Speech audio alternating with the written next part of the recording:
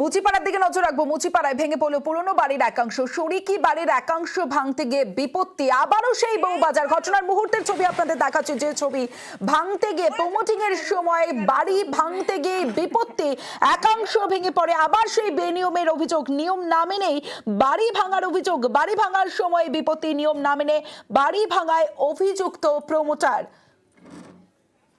ঘটনার মুহূর্তের ছবি দেখাচ্ছি। ভেঙে পড়লো বাড়ির একাংশ। আপনাদের নিশ্চয়ই মনে থাকবে গার্ডেন রিচের ঘটনা। গার্ডেন রিচে 12 জনের মৃত্যু, তারপরে বিরাটিতে একজনের মৃত্যু। সেই ঘটনার পুনরাবৃত্তি আবারও সেই বউবাজারের মুচিপাড়ায় ভেঙে পড়লো পুরনো বাড়ির একাংশ। বাড়ি ভাঙার পর প্রমোটিং এর ছক, আর তার আগে বাড়ি ভাঙতে গিয়েই বিপত্তি। এবং যে ঘটনার মুহূর্তের ছবি আপনাদের দেখাচ্ছি, পুরনো বাড়ির একাংশ ভেঙে প্রমোটিং, নিয়ম না মেনেই বাড়ি ভাঙার অভিযোগ। খুলে দেখছিল তারপর থেকে 1.5 মাসের মধ্যে কোনো আসেনি। ঘটনা ঘটে গেছে, মাটি এখানে নরম মাটি, এখানে কি করে পারমিশন দেওয়া হলো? মানে আমাদের কাছে করতে হবে, এই বাড়ির কাউকে মারা যেতে হবে, তারপরে কোনো প্রতিবাদ হবে? বলুন তো, এই বাড়ির কাউকে মারা যেতে হবে? আমরা কেন নেব এই যন্ত্রণাটা? এই পেনটা আমরা কেন নেব? আমার পরিবার কেন নেবে? আমি সিপির সঙ্গে বা কেএমসির কমিশনারের সঙ্গে কথা বলবো। কলকাতা মিউনিসিপ্যাল কর্পোরেশনের বাজেটও সাংঘাতিক বাজেট, তো এইগুলো তো করা উচিত। তার কারণ এটা তো এখন প্রাইম কনসার্ন কলকাতা মিউনিসিপ্যাল কর্পোরেশনে। চাই খুলে পড়ে, নিচে একটা বাইক ছিল, বাইকের ওপর সেটা পড়ে। তখন আমরা বলি কি হলো, তোমরা দেখে বলছো না এভাবে বাইকের ওপর পড়লো? তারপর হঠাৎ 10:30 11টা নাগাদ বাড়িতে জেঠিমা ছিলেন, বৃদ্ধ, ওনার বয়স 78 বছর, বাবা ছিলেন, ওনার বয়স 75 বছর, ছেলে মা ছিল।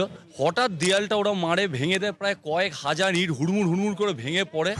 ধুলো বাড়িতে রান্নাবান্না হচ্ছিল, ধুলো ঢুকে ওরা অজ্ঞান হয়ে যায়। এই যে বাড়িটা হচ্ছে, এরা কোনো কারোকে কিছু বলেনি, হঠাৎ দিনে রাতে কাকে দিয়ে চলে যায়। প্রমোটার যে কারোর পারমিশন নিচ্ছে না কোনোভাবে। প্রমোটার এখানে কে, ওয়াসিম বলে একজন কে আছে জানি।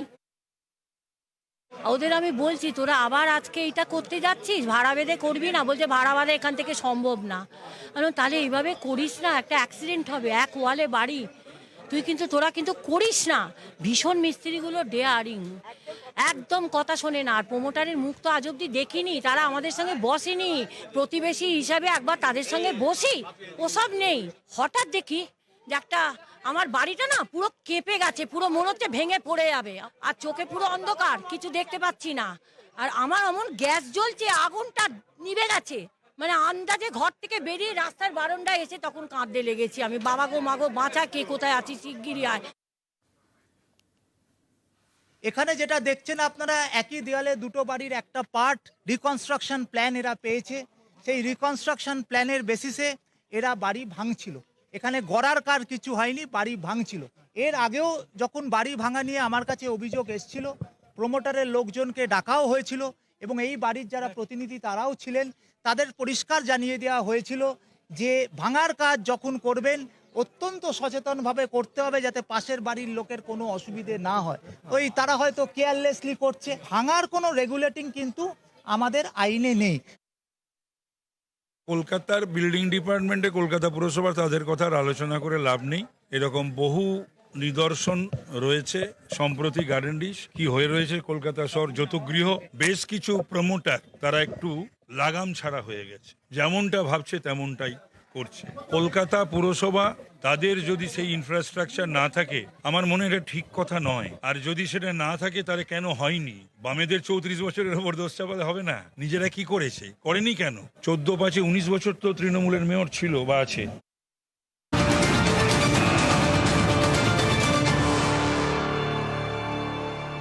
এই মুহূর্তে যে খবরের দিকে নজর রাখবো, বেআইনি নির্মাণের নোটিশ। সল্টলেকে বিজেপির নির্বাচনী কার্যালয়ে বেআইনি নির্মাণের নোটিশ বিধাননগর পুর নিগমের। আরো একবার আপনাদের জানিয়ে রাখি, সল্টলেকে বিজেপির নির্বাচনী কার্যালয়ে বেআইনি নির্মাণের নোটিশ বিধাননগর পুর নিগমে। সল্টলেকের এফটি ব্লকে বাড়ি ভাড়া বিজেপির, আর সেই নির্বাচনী কার্যালয়ে এবার বেআইনি নির্মাণের নোটিশ।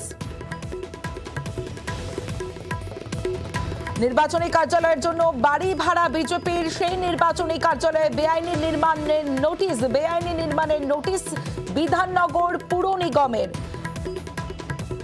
বিজেপি বাড়ি ভাড়া নেওয়ার পরেই নোটিশে বিতর্ক। 5 বছর আগে বাড়ি তৈরির দাবি বাড়ি মালিকের।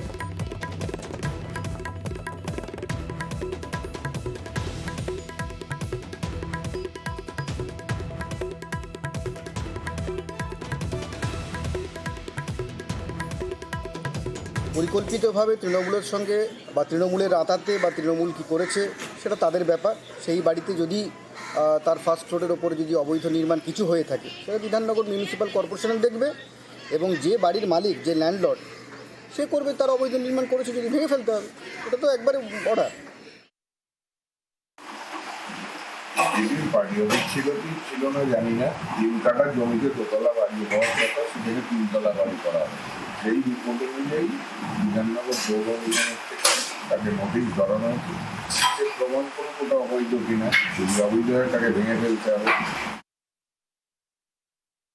এটা কারা ভাড়া নিয়েছে ওপরে নির্বাচনী কার্যালয়টা? ওটা বিজেপি কে নিয়েছে? মন্ডল সভাপতি সৌমিত্র বন্দ্যোপাধ্যায়। ভেঙে পাইনি, নিচে লাগানো রয়েছে। আমি নিচে যাইনি, বেআইনি নয়। বেআইনি। তাহলে আর দিন 7 বছর কি করে থাকলো? বিজেপি পার্টি অফিস করাতেই এরকম ধরনের। হ্যাঁ, ওটাই রাখ।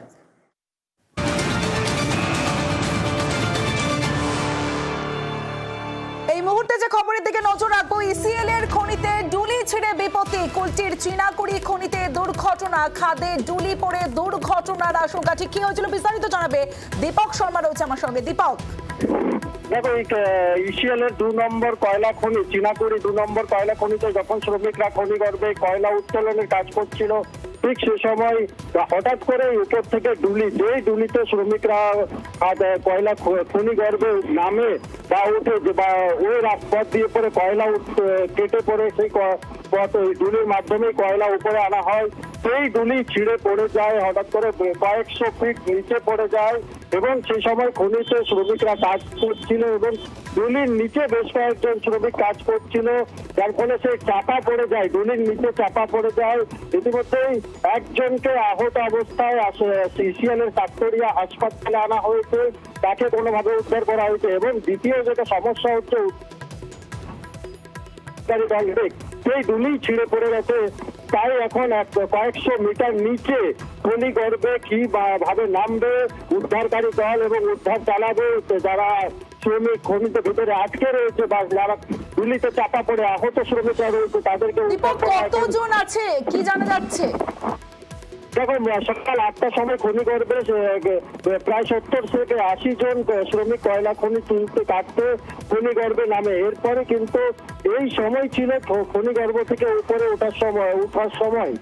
এই সময় এখনো কিন্তু ইসিএল এর আধিকারিকরা পরিষ্কার ভাবে জানাচ্ছে না কি সেই যে ডুলি ছিঁড়ে পড়েছে সেই ডুলিতে কয়লা ছিল কি যে শ্রমিকরা খনি গর্ভে কাজ করছিল তারা এই ডুলির মাধ্যমে উঠছিল। কিন্তু যেটা আমরা জানতে পারছি কি যে ডুলি ছিঁড়ে পড়েছে সেই ডুলির মধ্যে চাপা পড়েছে বেশ কয়েকজন শ্রমিক, তারা চাপা অবস্থায় এখনো খনি গর্ভে আছে এবং উদ্ধারকারী দল যেই পথ দিয়ে নামবে। কখন এই ঘটনা ঘটেছে, মানে কতক্ষণ ধরে আটকে রয়েছেন শ্রমিকরা?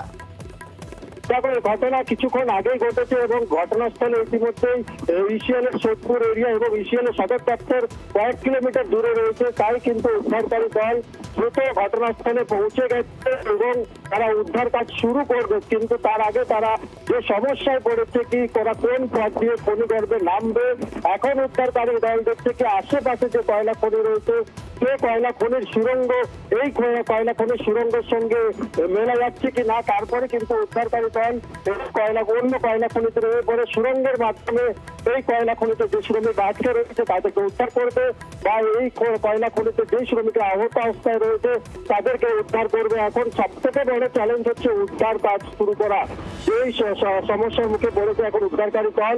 অন্যদিকে ঘটনাস্থলে ইসিএল এর আধিকারিকরা পৌঁছে গেছে, তারা আসে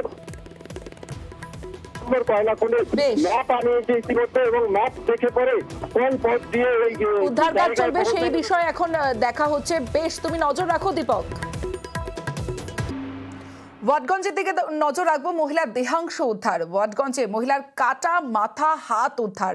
একাধিক প্লাস্টিকে উদ্ধার মহিলার দেহাংশ। ইতিমধ্যেই ডগ স্কোয়াড আনা হয়েছে ঘটনাস্থলে। আরও একবার আপনাদের জানিয়ে রাখি, ওয়াটগঞ্জে মহিলার দেহাংশ উদ্ধার। ওয়াটগঞ্জে মহিলার কাটা মাথা হাত উদ্ধার। একাধিক প্লাস্টিকে উদ্ধার মহিলার দেহাংশ। সরাসরি চলে যাবো, অর্পিতা হাজরা রয়েছে আমার সঙ্গে। অর্পিতা, প্রাথমিক তদন্তে কি উঠে আসছে, পুলিশের সূত্রে কি জানতে পারছো?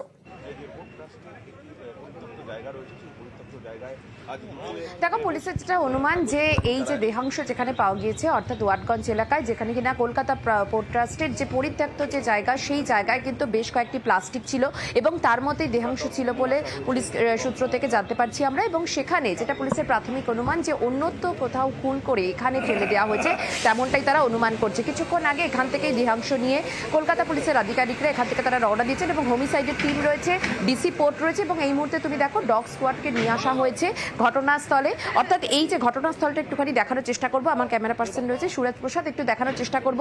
এটি হচ্ছে ঘটনাস্থল এবং এই ভেতরে যে এই পরিত্যক্ত যে জায়গা, সেই পরিত্যক্ত জায়গাতেই বেশ কয়েকটি সেখানে প্লাস্টিকের অংশ যে প্লাস্টিক ছিল এবং তার মধ্যে দেহাংশগুলি আলাদা আলাদা পার্ট বাই পার্ট কিন্তু সেখানে ছিল। ফলে সেই জায়গা থেকে পুলিশের যেটা অনুমান যে অন্যত্র কোথাও খুন করে এখানে এসে ফেলে দেওয়া হয়েছে। এই জায়গা থেকে এই তদন্তকারী আধিকারিকরা তারা কিন্তু প্রথমে আগে তারা জানার চেষ্টা করছে যে কোথায় বা এই মহিলার পরিচয়, সেই সম্পর্কিত তথ্য তারা জানতে চাইছেন এবং তার পাশাপাশি পুরোপুরি এই ঘটনার পেছনে কে বা কারা রয়েছে, মোটিভ কি, সেই বিষয়গুলো জানার চেষ্টা করা হচ্ছে। কলকাতা পোর্ট ট্রাস্টের এই পরিত্যক্ত যে জায়গা, সেই পরিত্যক্ত জায়গার মধ্যেই আজকে কিন্তু এখানে যখন কয়েকজন আসে তাদের নজরে আসে যে প্লাস্টিক কয়েকটি পড়ে রয়েছে এবং তখনই তারা পুলিশকে তারা খবর দেয়। পুলিশ এসে সেখান থেকে দেহাংশগুলি উদ্ধার করে। প্লাস্টিকের মধ্যেই ভরা ছিল সেই দেহাংশগুলি। কে বা কারা সেখানে খুন করে ফেলে গেল সেই বিষয়টা খতিয়ে দেখা হচ্ছে। পাশাপাশি তোমাকে একটু ছবিটা দেখাই, ডগ স্কোয়াড ইতিমধ্যেই এসে এখানে উপস্থিত এবং তার পাশাপাশি ওয়াটগঞ্জ থানার আধিকারিকরা রয়েছে, হোমিসাইড টিম রয়েছে এবং এই পরিস্থিতিতে এখন যেটা পুলিশ আধিকারিকরা যেটা বলছেন যে এই ঘটনাস্থল, তোমাকে একটু এই পিছনের দিকে অংশটা দেখাই, এই যে পাঁচিলটা তুমি দেখতে পাচ্ছ, ঠিক এই পাঁচিলের ভিতরেই অর্থাৎ সেখানেই কিন্তু কয়েকটি প্লাস্টিকে বাঁধা অংশ ছিল এবং তার মধ্যেই দেহাংশগুলো সেখানে রাখা হয়েছিল বলে পুলিশ সূত্র থেকে আমরা জানতে পারছি। আজকে দুপুরবেলায় যখন কয়েকজন এই পরিত্যক্ত জায়গায় যখন ঢোকে, সেই জায়গায় তারা দেখতে পায় যে এখানে কয়েকটি প্লাস্টিকের কিছু জিনিস বাঁধা রয়েছে। তখনই তারা সন্দেহজনক মনে হওয়াতে পুলিশকে খবর দেয়। পুলিশ এসে সেই প্লাস্টিকগুলোকে তারা উদ্ধার করে এবং উদ্ধার করে তারা যখন খোলে তখন দেখা যায় যে সেখানে বেশ কয়েকটি দেহাংশ পড়ে রয়েছে, দেহাংশ কাটা অবস্থায় রয়েছে এবং এগুলি কার বা কি বৃত্তান্ত, কি ঘটনা ঘটেছে সেইটা তারা খতিয়ে দেখছে। আশপাশের এলাকায় কোনো সিসি ক্যামেরা রয়েছে কিনা সেটা খতিয়ে দেখা হচ্ছে, কারণ কবে এই ঘটনা ঘটলো বা কে বা কারা এখানে ফেলে গেল এই পরিত্যক্ত জায়গায়, একেবারে নির্জন জায়গায়, সেই বিষয়টা কিন্তু খতিয়ে দেখা হচ্ছে। এবং তার পাশাপাশি হোমিসাইড টিম, কলকাতা পুলিশের যে হোমিসাইড যে টিম, সেই হোমিসাইড টিম রয়েছে এবং তার পাশাপাশি ডিসি পোর্ট তিনি কিন্তু রয়েছেন ঘটনাস্থলে এবং এই যে ঘটনা, সেই ঘটনার পেছনে কি রহস্য লুকিয়ে রয়েছে, কে বা কারা তাকে খুন করলেন, সেই বিষয়টা খতিয়ে দেখাচ্ছে। এখনো তুমি দেখতে পাচ্ছ যে যেখানে ঘটনাস্থল সেখানে পুলিশ আধিকারিকরা রয়েছে, কোথায় কোথায় দেহাংশগুলো পড়েছিল, কিভাবে পড়েছিল এবং তার পাশাপাশি কে বা কারা এখানে রেখে গেল, সেই বিষয়টাও কিন্তু খতিয়ে দেখছে পুলিশ আধিকারিকরা। হোমিসাইডের টিমের পাশাপাশি ডিসি পোর্ট নিজে রয়েছেন এবং তার পাশাপাশি ডগ স্কোয়াড এসেছে। আশপাশের এই এলাকায় একদম ওয়াটগঞ্জ থানা বলা যায় যে কার্যত ঢিলছোড়া দূরত্বে এবং এই এলাকায় কি করে এই ঘটনা ঘটলো, পরিত্যক্ত এই জায়গায় কে বা কারা এখানে ফেলে গেলেন, সেই বিষয়টা কিন্তু খতিয়ে দেখছে হোমিসাইড টিমের আধিকারিকরা। বেশ অর্পিতা, এবার সরাসরি ক্যানিং এর ছবি দেখছেন। ক্যানিং এ ভোট প্রচারে বিরোধী দলনেতা শুভেন্দু অধিকারী।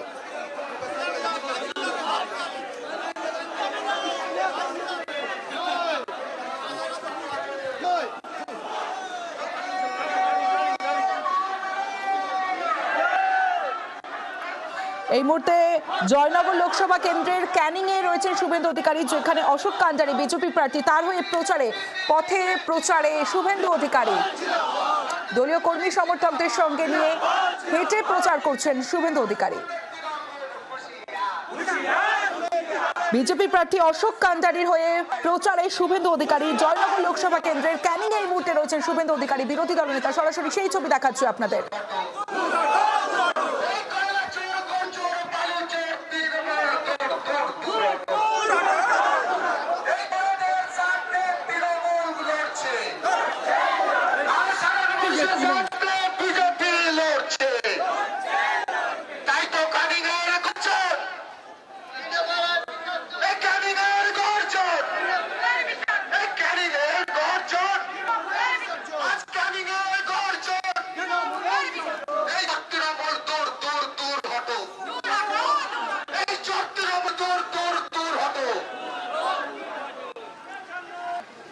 বিজেপি প্রার্থী এবং বিজেপি কর্মী সমর্থকদের সঙ্গে নিয়ে হেঁটে প্রচার করছেন বিরোধী দলনেতা শুভেন্দু অধিকারী। ভোট প্রচারে আজ জয়নগর লোকসভা কেন্দ্রের ক্যানিং এই মুহূর্তে হেঁটে প্রচারে শুভেন্দু অধিকারী।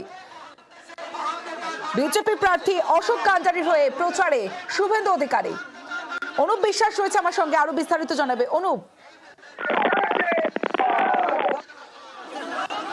অনুপের সঙ্গে কথা বলবো, তার আগে যে ছবি আপনাদের দেখাচ্ছি জয়নগর লোকসভা কেন্দ্রের ক্যানিং এ আজ শুভেন্দু অধিকারী প্রচার করছেন দলীয় কর্মী সমর্থকদের সঙ্গে নিয়ে। বিজেপি প্রার্থী অশোক কান্ডারির হয়ে প্রচারে শুভেন্দু অধিকারী হেঁটে পদযাত্রায় অংশগ্রহণ করেছেন। শুভেন্দু অধিকারীর নেতৃত্বে যে পদযাত্রা এই মুহূর্তে ক্যানিং এর যে ছবি আপনারা দেখছেন, জয়নগর লোকসভা কেন্দ্রের পথে প্রচারে শুভেন্দু অধিকারী।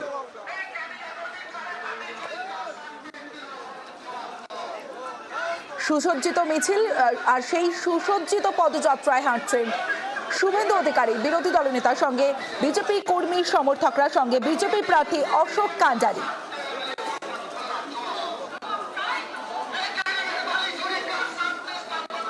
অনুপ বিশ্বাস রয়েছে আমার সঙ্গে, অনুপের থেকে আরো আপডেট নেব। অনুপ, দেখো, ইতিমধ্যে হচ্ছে বিরোধী দলনেতা এবং বিজেপি নেতা শুভেন্দু অধিকারী ইতিমধ্যে ক্যানিং হাসপাতাল মোড় থেকে জয়নগর লোকসভা কেন্দ্রের প্রার্থী অশোক কান্ডারির সমর্থনে ক্যানিং হাসপাতাল মোড় থেকে তারা হচ্ছে নতুন হচ্ছে রবীন্দ্রনাথ মূর্তির কাছে কিন্তু তারা এই পদযাত্রা শুরু করেছে এবং হাজার হাজার বিজেপি কর্মীরা এই পদযাত্রায় সামিল হয়েছে।